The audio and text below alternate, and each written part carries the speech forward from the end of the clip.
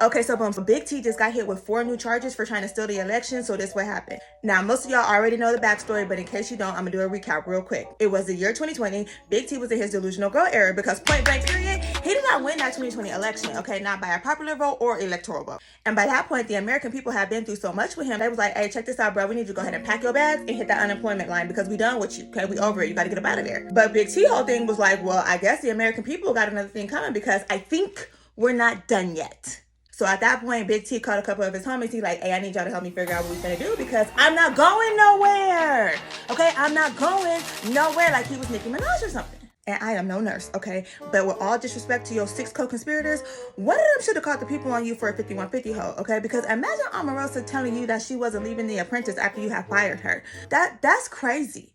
According to the indictment, I guess Big T whole plan in the beginning was like, well, I'm just gonna lie some more. So that's when he had started telling the American people like, well, shoot, in places like Georgia, I heard it was people like Tookie Williams, Prince, okay, George Stinney, the people that drove the Mayflower, they was out here voting. And y'all know that's not right because some people been gone for a minute. So he could get us all riled up and stuff, and we could be like, oh my goodness, like what's going on? There's thousands of Barbies and Cabbage Patch Kids and stuff casting votes. That was really going on. Like, I think we need to just keep Big T as our president until we figure it out.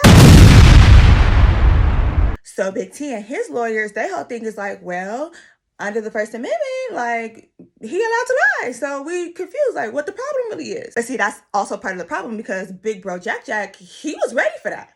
And I'm gonna be honest with you, Big T, okay? Because not a lot of people is doing it right about now. I know you're not a lawyer and you like to play dumb, but your lawyer should not be all in the videos, okay, telling us your defense before you even really needed a defense. But anyways, like I was saying, Big Bro Jack, he was already ready for the First Amendment game. So on like page 3 of the indictment, he was like, check this out. I already know what you finna come with. Like, oh, under the First Amendment, I'm allowed to lie. Like, and that is true. Yes, you are allowed to lie. You was allowed to lie as much as you want to. You was allowed to lie and say that you won the election, even though we all knew you didn't really win that election. And yes, you was even allowed to go to the court to see, if it was a thing or two they could do to help you out. I mean, like George Bush did it and it worked out for him. But see, T Monster, you went above and beyond that. Because not only did you lie, but you did some fraudulent stuff like hiring fake electors to cast votes for you. That's illegal. But not only that, you sent your little minions and homies and stuff up to the Capitol to try to punk Congress into not doing their job and counting the votes. So then them people that ran up on the Capitol, they over there cutting up, unaliving people, breaking into offices, stealing people mail, got their feet all on Pelosi desk and stuff like that. Honestly, as soon as them folks started breaking windows, we should have knew New York Juju has something to do with what you had going on. Because y'all know New York Juju broken windows. That's a little claim to fame. But anyways, that's not important right now. Because on top of that, how you going to try to be the president of the free world and a democratic nation and at the same time look these people square in their face and tell them that they votes don't matter and you don't even really care what they're talking about because you finna keep your job? First of all, you wasn't even really qualified for the position in the first place, but it's neither here nor there because people didn't got away with it before. Of course, Big T, his lawyers, they think they finna eat on the defense, right? So they like, why is you mad at Big T for getting his own electors when didn't the Democrats do it first in 1960? Like, didn't Kennedy pull the stunt? Didn't he go get his own electors when he was running against Nixon or whatever?